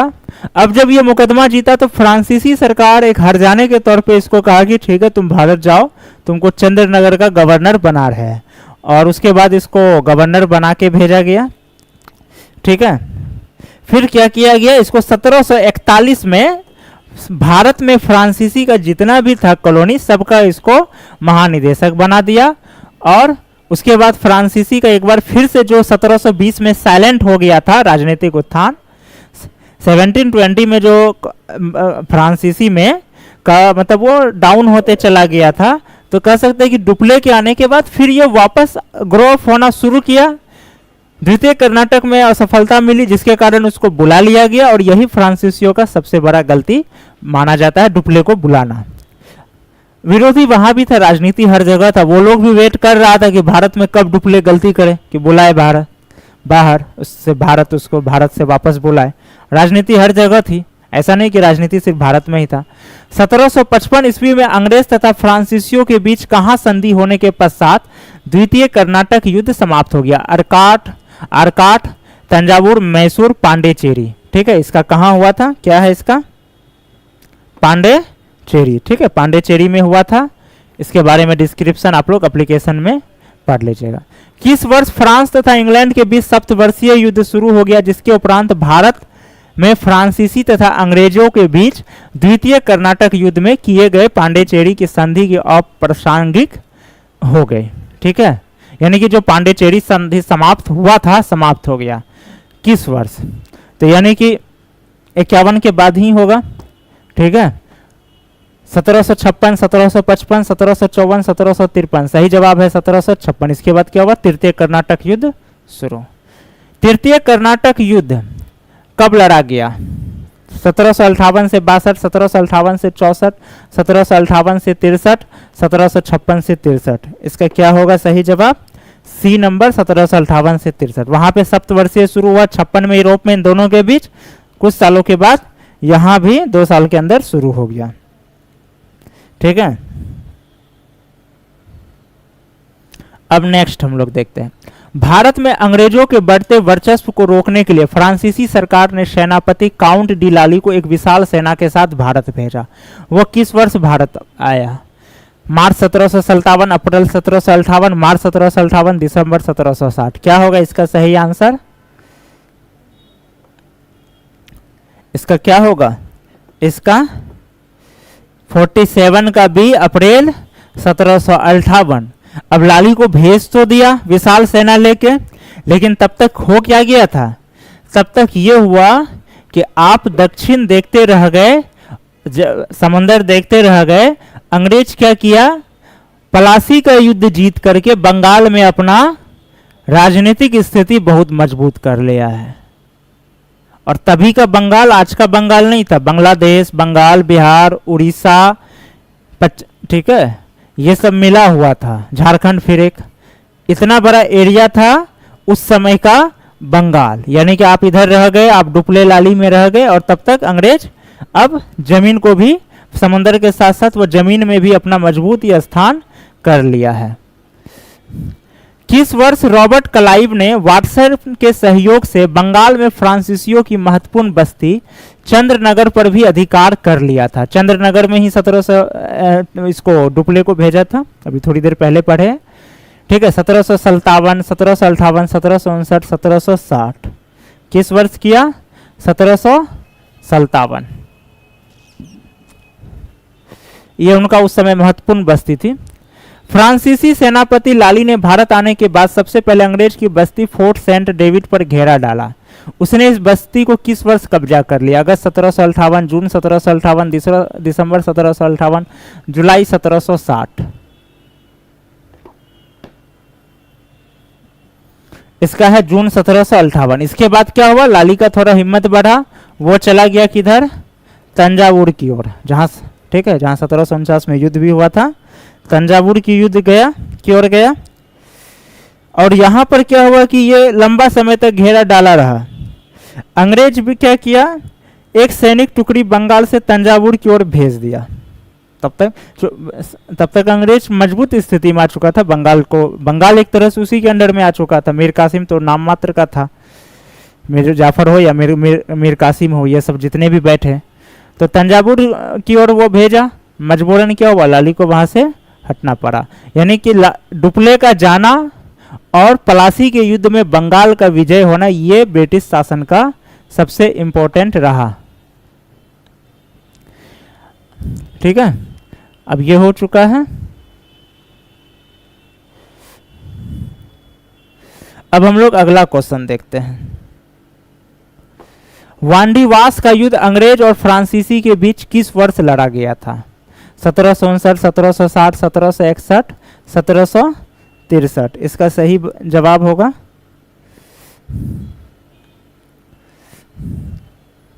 1760।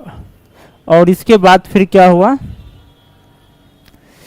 यहां पर फ्रांसीसियों का भारत में एक तरह का बोरिया बिस्तर समेट कर दिया गया। 1763 ईस्वी में यूरोप में फ्रांसीसी और अंग्रेज के बीच पेरिस की संधि हो गई, जिसके बाद क्या हुआ कि भारत में भी इन लोगों के बीच जो समझौता, जो विवाद था, वो समाप्त हो गया। ठीक है, और पांडेचेरी, चंद्रनगर, ये सब क्या हुआ? फ्रांसीसी को लौटा दिया गया। अंग्रेज के जाने के बाद भी उन्हीं के पास था, भारत सरकार फिर उनसे लिया डायरेक्ट अंग्रेजों के जाने के बाद। और फ्रांसीसियों ने भारत में अंग्रेज का विरोध करना इसके साथ ही छोड़ दिया। ठीक है, 50 क्वेश्चन का हो चुका है अब हम लोगों का। अब हम लोग को करना है कहाँ से? 51 से। ठीक है, अब यहाँ से हम लोग थोड़ी देर रेस्ट लेते हैं। ठीक है, 1-2 मिनट का वेट कर थोड़ा सा ब्रेक लेते हैं। तब तक सभी कोई पानी वगैरह पी ले, फिर इससे आगे का हम लोग शुरू करते हैं।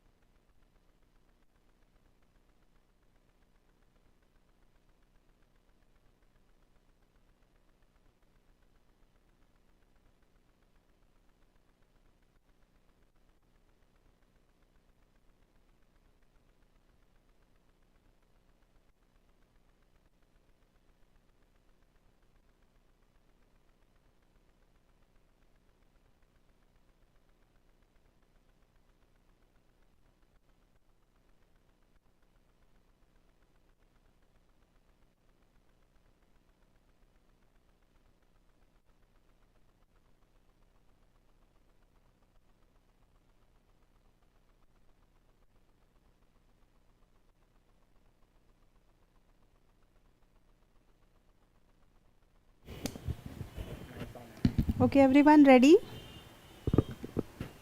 Chalo, we'll begin with the questions of science.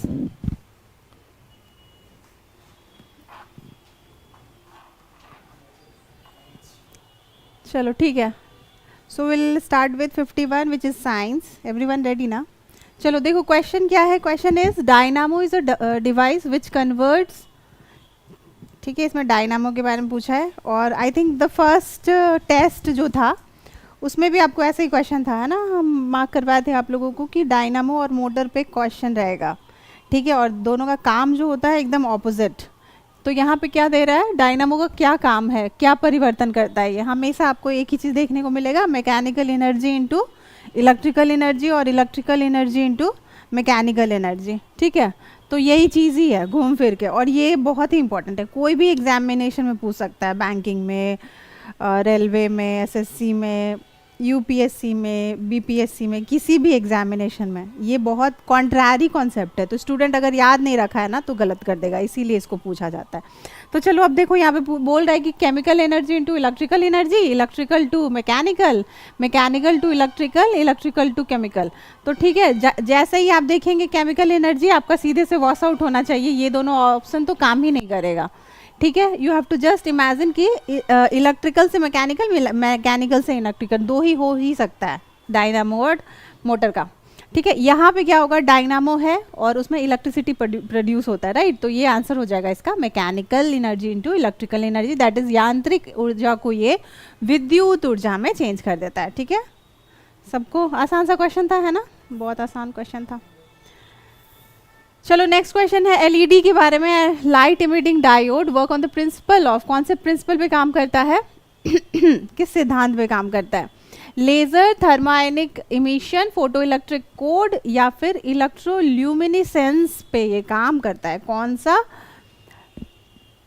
ठीक है, तो जो एलईडी होता है ना वो क्या है, लाइट को एमिट करने वाला, इल्यूमिनेट करने वाला. ठीक है, तो यहाँ पे ऑप्शन देख के ही पता चल जा रहा है. ठीक है, कौन सा, डी हो जाएगा इसका आंसर. चलिए नेक्स्ट पहुँचते हैं, जल्दी जल्दी करते हैं. उस दिन हम आप लोगों का बहुत डिस्कशन में कुछ ज़्यादा डिस्कस कर दिए थे. इन केस आप लोगों को जैसे दिक्कत आएगी ना तो you can also go on your application और वहाँ पे डिस्क्रिप्शन में भी अच्छे तरीके से डिस्क्रिप्शन आपको दिया गया है ना. जो भी आप लोग इनरोल बच्चे हैं हमारे उनको तो दिया गया है ना, तो वो वहाँ से भी आप लोग देख लीजिएगा. इन केस कोई डिस्क्रिप्शन भी अगर नहीं समझ में आता है तो वो भी आपको क्लास में पूछ लेना है जब भी आप नेक्स्ट टाइम आएंगे. चलिए ठीक है, next question. Mobile phone charger जो होता है वो क्या है, इन्वर्टर है, यूपीएस है, स्टेप अप ट्रांसफॉर्मर है या स्टेप डाउन ट्रांसफॉर्मर है, ए बी सी डी. इसमें क्या क्या आंसर है आप लोगों का सबका. इसका आंसर हो जाएगा डी. ठीक है, step up transformer, step down transformer, ये सब हम लोग एकदम अच्छे से चैप्टर में करेंगे, इलेक्ट्रिसिटी वाले चैप्टर में. ठीक है, अभी इसको नहीं डिस्कस करिए, बस ऐसे आंसर अपना चेक कर लो तुम लोग. फोटोवोल्टाइक सेल्स जो होता है, हाँ इस पे तो बहुत ज़्यादा क्वेश्चंस आ ही जाता है. फोटोवोल्टाइक सेल्स जो होता है वो कहाँ पे देखने को मिलता है, कौन कहाँ पे देखता है. आप लोग देखे ही होंगे सब लोग.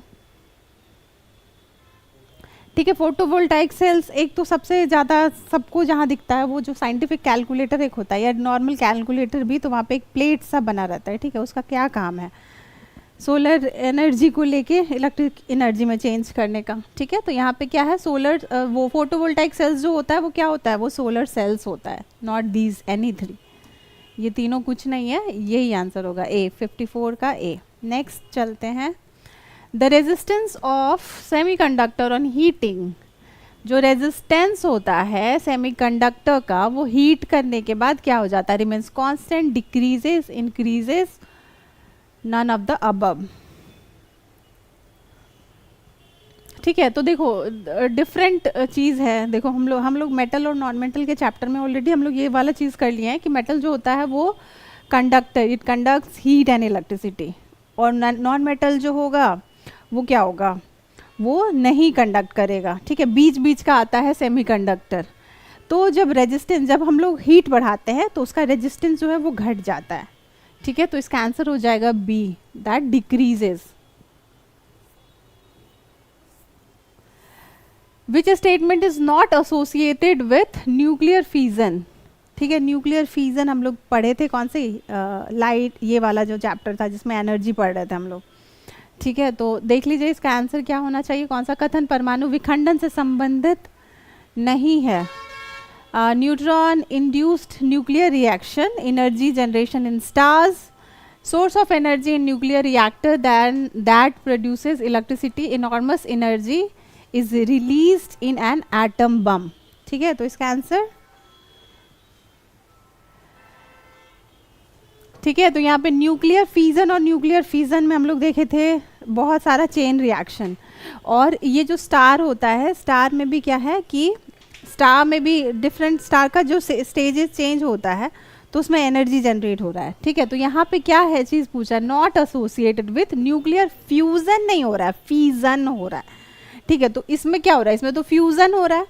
ठीक है, तो ये वाला आपका आंसर बी हो जाएगा राइट। ठीक है, जो सन होता है ना, सन में फ्यूजन हो रहा है और सन ही है, मतलब स्टार जो है, सन इज अ स्टार, तो वहाँ पे एनर्जी जो जनरेट हो रहा है that is associated with nuclear fusion, not nuclear fusion. मिल नहीं रहे हैं वहाँ पे, फ्यूज कर रहे हैं। एक टुकड़ा एक टुकड़ा को तोड़ के अगर दो बना देते हैं दैट इज फ्यूजन, जब तोड़ देते हैं तो फ्यूजन होता है, और जब मिलता है तो फ्यूजन होता है। ठीक है, चलो, ultimate product of radio active disintegration of uranium, uranium को अगर हम लोग रेडियो एक्टिवली अगर हम लोग डिसइंटीग्रेट करते हैं तो उसका प्रोडक्ट क्या बनता है,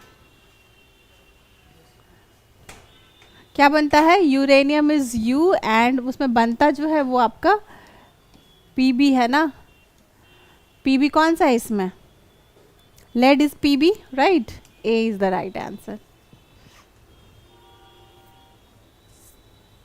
जा,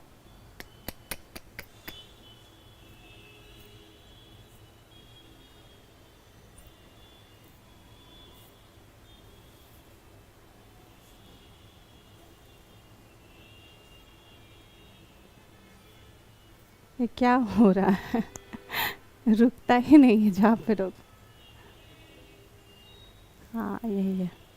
चलिए, एक थोड़ा लंबा क्वेश्चन है, देखिए सब लोग, India is an important member of international thermo nuclear experimental reactor, if this experiment succeeds what is the immediate advantage for India.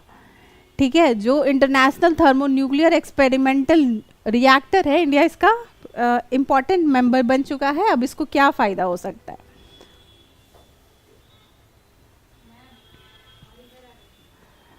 क्यों,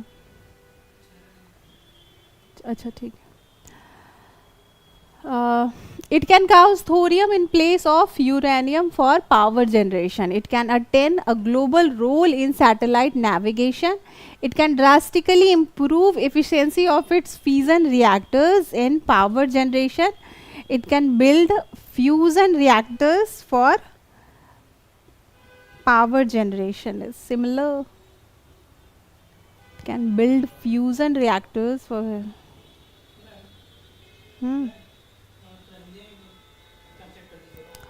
ठीक है, तो यहाँ पे देखिए यह बिजली उत्पादन के लिए यूरेनियम के स्थान पर थोरियम का उपयोग कर सकता है।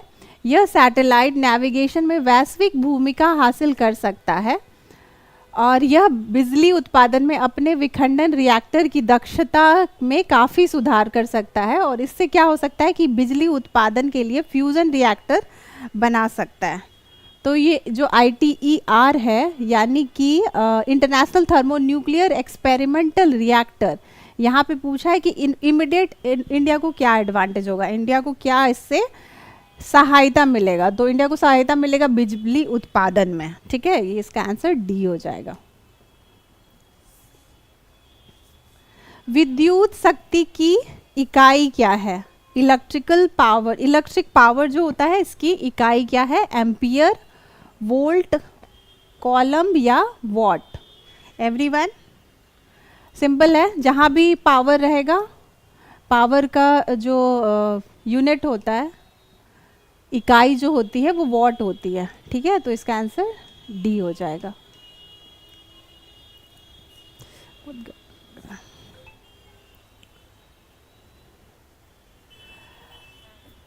ठीक है, माप की किस इकाई को इंच में बदलने के लिए 0.39 से गुना किया जाता है?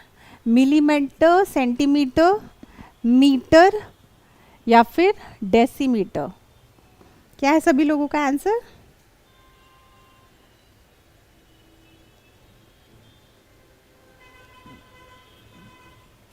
ठीक है, तो एक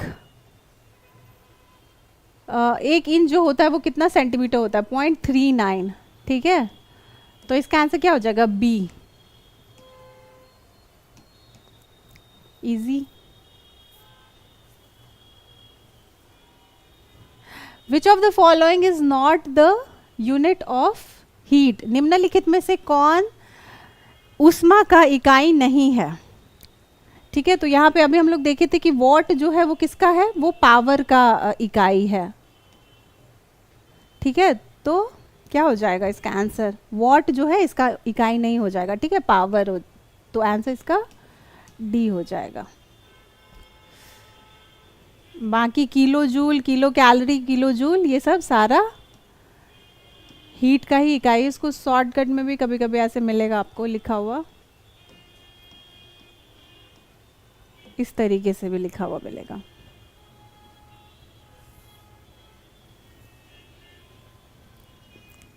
चलिए नेक्स्ट क्वेश्चन है, निम्नलिखित में से किस उपकरण का उपयोग समुद्र में जलमग्न वस्तुओं का पता लगाने के लिए किया जाता है? ये क्वेश्चन ऑलरेडी हम लोग कर चुके हैं। ऑडियोमीटर, गैल्वेनोमीटर, सेक्सटेंट या फिर सोनार? ठीक है, तो उस दिन हम लोग देखे ही थे कि सोनार जो है वो नेविगेटिंग और रेंजिंग का काम करता है पानी के अंदर। और कौन सा वेव यूज कर रहा था? Ultrasonic waves. ठीक है, तो ये याद रखेंगे, इसका आंसर हो जाएगा डी।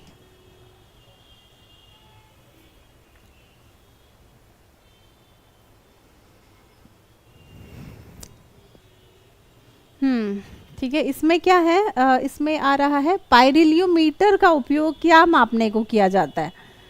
ठीक है, तो पाइरिलियोमीटर जो है, जैसे हीलियो वर्ड आ रहा है ना यहाँ पे, हीलियो इज एसोसिएटेड विथ सन,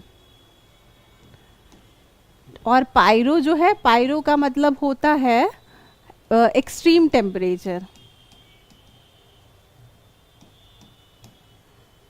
ठीक है, तो यहाँ पे कौन सा आंसर जाएगा? सोलर रेडिएशन वाला। जब हम लोग सोलर रेडिएशन से जो टेम्परेचर आ रहा है लाइक 6000 डिग्री सेल्सियस, तो उस चीज़ को अगर मापना है तो हम लोग पाइरिलियोमीटर का यूज़ करेंगे। ठीक है, so the answer becomes B.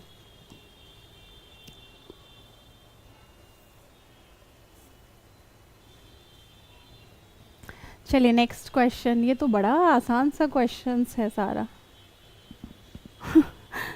बड़ा आसान आसान आ गया इस वाले सेट में। चलिए नेक्स्ट क्वेश्चन आता है, सापेक्ष आर्द्रता कैसे मापा जाता है? ठीक है, रिलेटिव ह्यूमिडिटी को कैसे हम लोग मापते हैं?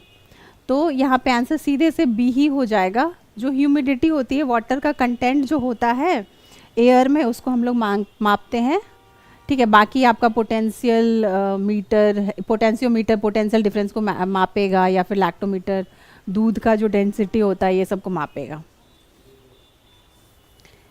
इलेक्ट्रोइंसेफेलोग्राम EEG जो होता है, ये किस चीज़ को मॉनिटर करता है? ठीक है, ठीक है, तो EEG जो है ना, यहाँ पे इलेक्ट्रो तो आप समझ गए कि जो बिजली होती है उसके मदद से हम लोग ये चेक करते हैं, बट हम लोग रीड क्या कर रहे होते हैं? इनसिफेलो। सिफेलो जो है ना वर्ड, ये किसके लिए यूज़ होता है? वो हेड के लिए यूज़ होता है, और हेड के अंदर क्या है? मस्तिष्क है। ठीक है, ब्रेन है। तो ब्रेन का जो हम लोग रीडिंग करेंगे, मॉनिटरिंग करेंगे, वो हम लोग with the help of EEG हम लोग करते हैं, इन इलेक्ट्रोइंसेफेलोग्राम के मदद से हम लोग ये करते हैं। ठीक है, इसका आंसर क्या हो जाएगा? डी हो जाएगा।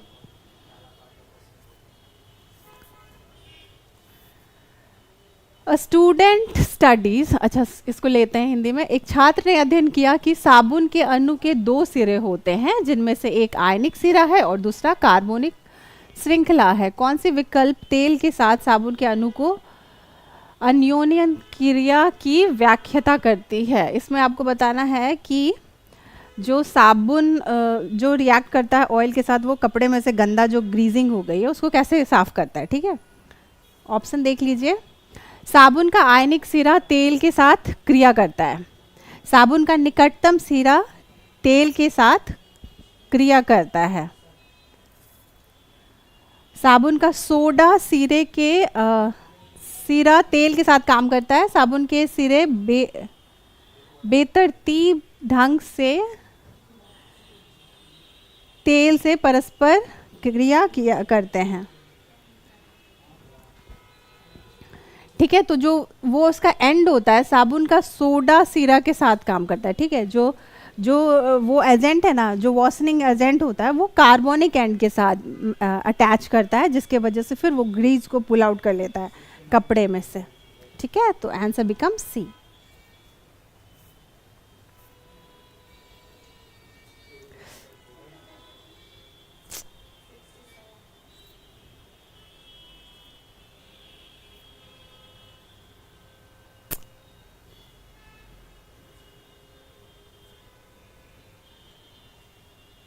ओके, सो नेक्स्ट क्वेश्चन है, मीथेन, इथेन और प्रोपेन को एक समजात श्रृंखला बनाने के लिए क्या कहा जाता है, क्योंकि ये सभी क्या है, ठीक है। तो देखिए सबसे पहले स्ट्रक्चर देख लीजिए। मीथेन का मतलब हुआ CH3, इथेन का मतलब क्या हुआ C2H6 हो गया, राइट। और ये क्या हो गया C3 3 2 जा 3 और H कितना हो जाएगा यहाँ पे 2n+2 6 and 2 8। एक सेकेंड ऐसे बना लो, CH3 फिर CH3 H3 C यहाँ पे H, यहाँ पे H, यहाँ पे H, यहाँ पे H, यहाँ पे H, यहाँ पे H, यहाँ पे H और यहाँ पे H, ठीक है। तो ये तीनों क्या है, ये आपका तीनों अल्केन है, ठीक है। बट इसको हम लोग क्या बोलते हैं, इसमें हाइड्रोकार्बन बोलते हैं, सैचुरेटेड कंपाउंड बोलते हैं, एलिफैटिक कंपाउंड। देखो एलिफैटिक कंपाउंड का क्या मतलब होता है कि लीनियर चेन है, ठीक है। सैचुरेटेड कंपाउंड का क्या मतलब होता है, जब उसमें सिंगल वो रहता है, सिंगल बॉन्ड्स रहते हैं, ठीक है। और हाइड्रोकार्बन्स का मतलब होता है कि वो हाइड्रोजन और कार्बन का बना हुआ है, ठीक है। तो इसका आंसर हो जाएगा डी, ठीक है। इसका आंसर क्या हो जाएगा, इसका आंसर हो जाएगा डी। अब देखिए, which of the following belongs to homologous series of alkynes, ठीक है। अल्काइन पूछ रहा है यहाँ पे। अल्काइन का क्या होता है फॉर्मूला,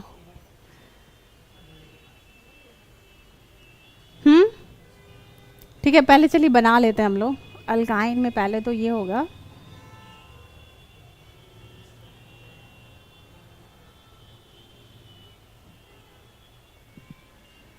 सी है, ठीक है।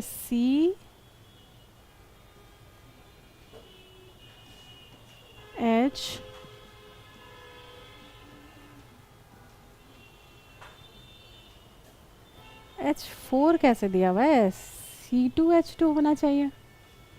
एक सेकेंड, यहाँ पे C2H2 होना चाहिए। आई सी यहाँ पे दिम एक बार चेक कर लेंगे। C3 के बाद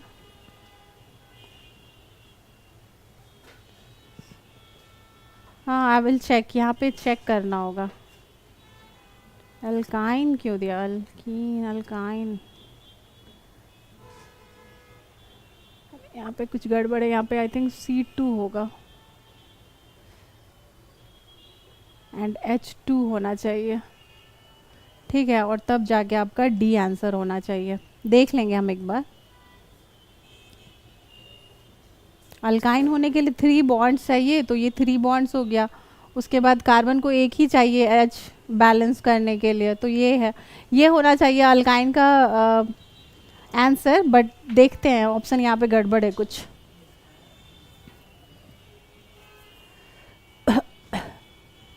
चलिए next question, which of the following is ये आयोनिक बॉन्ड के बारे में पूछा। आयोनिक बॉन्ड तो हम लोग का हो गया ना क्लास में। They have high melting point and high boiling point. They conduct electricity in solution और मॉल्टन स्टेट। ठीक है, तो इसमें क्या है, आयोनिक बॉन्ड के लिए हम लोग क्या पढ़ रहे थे कि आयोनिक बॉन्ड जो होता है उसमें क्या होता है, कंप्लीट या तो दे देगा अपना सारा इलेक्ट्रॉन या तो उसका दूसरे का सारा इलेक्ट्रॉन ले लेगा। That is it depends on लेना देने पे डिपेंड करता है, ना कि शेयरिंग पे। ठीक है, या तो पूरा दे देगा या तो पूरा ले लेगा उससे।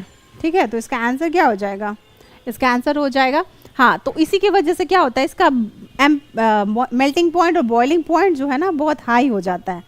ठीक है, इसको तोड़ना थोड़ा मुश्किल है। तो फिर क्या हो जाएगा इसका आंसर, इसका आंसर हो जाएगा C. How many single bonds are present in methane. अच्छा, ये बड़ा अच्छा क्वेश्चन है। देखिए आप लोग बताइए क्या होता है। मीथेन तो CH3 हुआ ना, तो अब देखिए कितना इसमें बॉन्ड है, कितना बॉन्ड है, 1 2 CH3 हम लिख दिए, CH4 था उस टाइम में भी, CH4 था वहाँ पे। ठीक है, ठीक है, CH3 नहीं होगा, मीथेन है तो CH4 होगा। और ये आप देख लीजिए यहाँ पे 3। ठीक है, दैट इज D। जैसे एक जगह और आया ना ये बॉन्डिंग वाला, हाँ ये CH3 नहीं है, ये CH4 है। चलिए,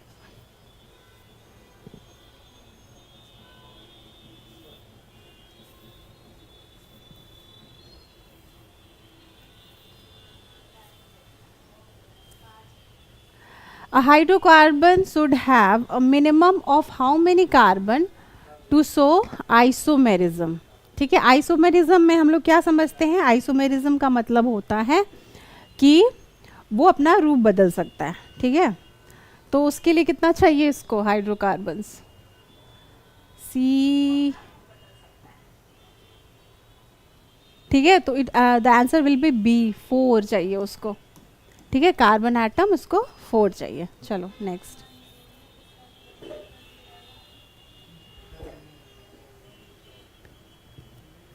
While cooking, if the bottom of vessel is getting blackened on the outside। ठीक है, कोई खाना, बर्तन में खाना बना रहा है और वो काला हो रहा है, तो फिर क्या करते हैं, खाना पकाते समय यदि बर्तन का निचला भाग बाहर से काला पड़ रहा है तो इसका क्या अर्थ है, food is not completely cooked, burning completely, fuel is wet, fuel is burning completely.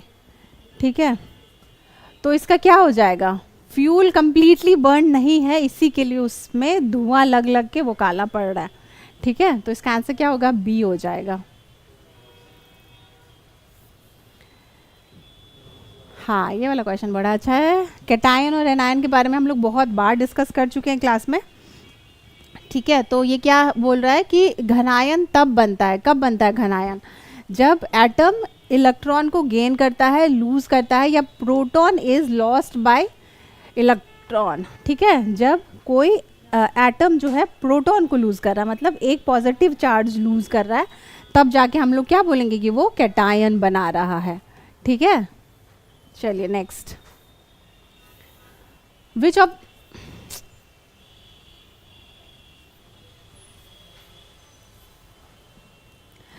The following compound of carbon does not consist of ions. इसमें से बोल रहा है कि कौन से के पास आयन नहीं है।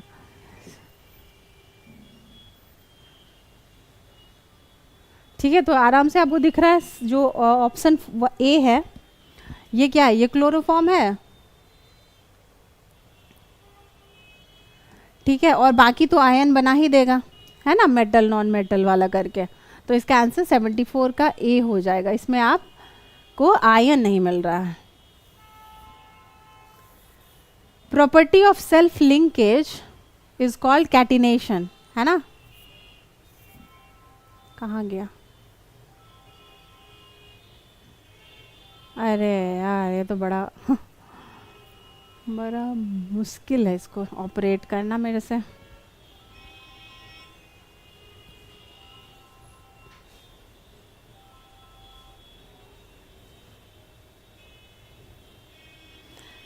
चलिए, इसमें क्वेश्चन क्या है, इसमें क्वेश्चन ये है कि लंबी श्रृंखला वाले यौगिक बनाने के लिए समान परमाणुओं के बीच स्वसंबंधन की संपत्ति को क्या कहा जाता है। ठीक है, इसमें ये बोल रहा है कि बार बार कार्बन अपने साथ ही बहुत बड़ा सा रिंग बना लेगा। ठीक है, और ये जो प्रॉपर्टी होती है, इस प्रॉपर्टी को क्या बोला जाता है? इस प्रॉपर्टी को बोला जाता है कैटिनेशन प्रॉपर्टी। ठीक है, A is your answer. Which of the following molecule, हाँ ठीक है, साइक्लोब्यूटेन का फॉर्मूला यहाँ पे पूछा जा रहा है। ठीक है, साइक्लोब्यूटेन, तो साइक्लोब्यूटेन बनाना है इसमें। ठीक है, तो दैट विल बी C4H10 या C4H6 या फिर C4H8 या फिर C4H4।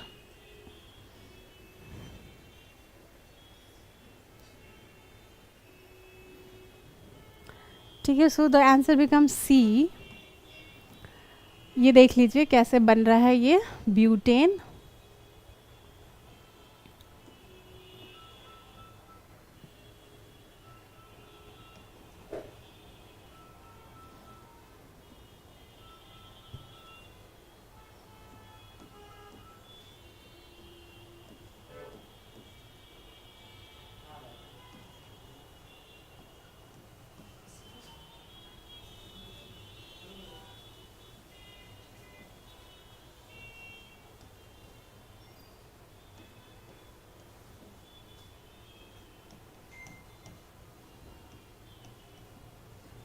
ओके, तो इस तरीके से साइक्लोब्यूटेन बन जाएगा। Answer will be C. 8 H है और इसमें 4 जो है वो कार्बन कंपाउंड कार्बन है। विच of the following statement is true about graphite and diamond. ठीक है, डायमंड और ग्रेफाइट जो है वो कार्बन के डिफरेंट फॉर्म्स हैं। उसमें से आपको पूछा जा रहा है कि सत्य कथन आपको ढूंढना है। ठीक है, they have same crystal structure. ठीक है, दोनों का जो स्ट्रक्चर होता है ग्रेफाइट या फिर डायमंड का, दोनों सेम होता है। They have same degree of hardness which is wrong. ठीक है, ग्रेफाइट हम लोग कहाँ देखते हैं, पेंसिल का जो नीब होता है वो कितना सॉफ्ट होता है, जबकि डायमंड को बोला जाता है इट इज़ हार्डेस्ट सब्सटेंस। तो यहीं पे आपका हो गया, और हम लोग को गलत, अच्छा कथन सही कथन सुनना है, तो ये गलत ही कथन हो गया। They have same electrical conductivity, ये भी गलत। They can undergo same chemical reaction, ये भी गलत। तो क्या सही हो गया? क्रिस्टल स्ट्रक्चर जो होता है ग्रेफाइट और डायमंड का, ये समवेयर सिमिलर होता है। वेट यहाँ पे आंसर डी हो जाएगा। ये भी नहीं होगा क्योंकि इसमें भी क्या होता है, अमॉर्फस वाला ग्रेफाइट जो है वो अमॉर्फस है। ठीक है, जबकि डायमंड जो है अमॉर्फस नहीं है, क्रिस्टलीन है। ठीक है, तो वो आंसर उसका ये भी सेम हो जाए। ये दिस इज ऑल्सो राइट, ये वाला जो कथन है ये गलत हो जाएगा। ठीक है, सही कथन हो जाएगा।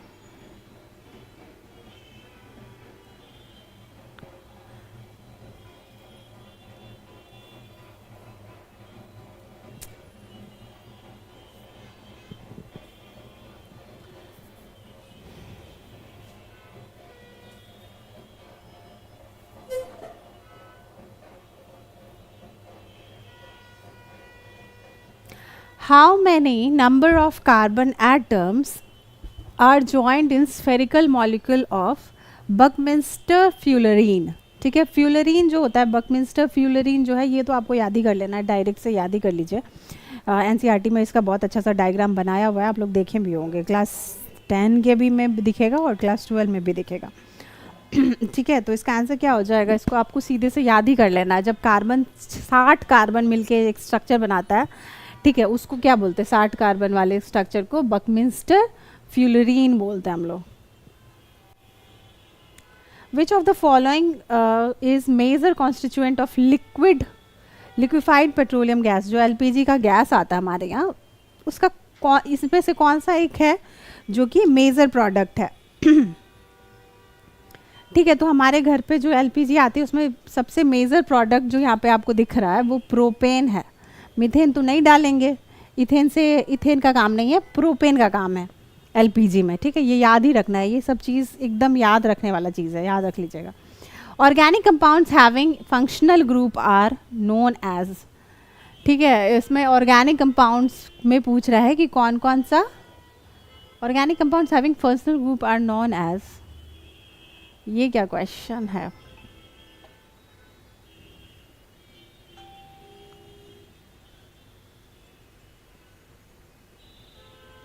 इसमें कुछ क्वेश्चन में गलत है, ठीक है, क्वेश्चन में कहीं पे कुछ मिस्टेक है, आपको बस ये जान लीजिए अभी फिलहाल के लिए।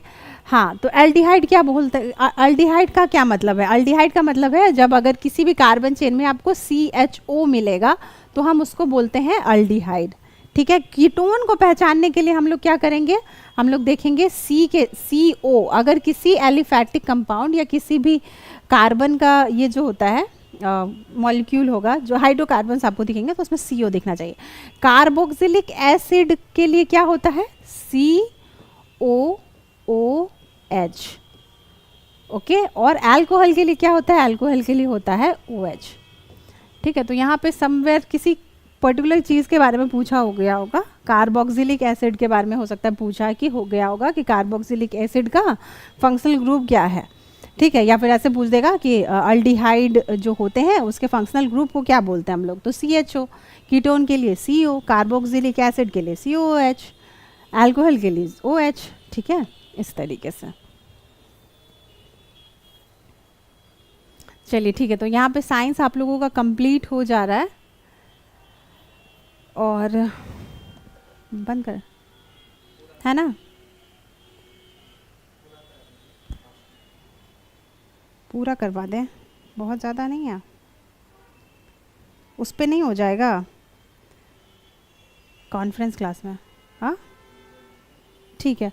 तो स्टूडेंट इसके बाद वाले जो क्वेश्चंस है ना, दैट इज़ हिस्ट्री वाले क्वेश्चन। तो I think history faculty will take your test और डिस्कशन ऑन ऐप, आप लोग के ऐप पे हो जाएगा। सभी लोगों ने तो ज्वाइन कर लिया है ना, किसी को कोई दिक्कत तो नहीं है ना? तो वहाँ पे लाइव क्लास जो होगा, कॉन्फ्रेंस क्लास 9 बजे रात में होता है, राइट? तो उसमें आप लोग पार्टिसिपेट कर लीजिएगा और उसको कर लीजिएगा, इसका डिस्कशन देख लीजिएगा, ठीक है ना? किसी को कोई इशू नहीं है ना? ठीक है, आज हम थोड़ा लेट आए थे इसीलिए, नहीं तो नेक्स्ट क्लास से ऐसा नहीं होगा। चलिए ठीक है।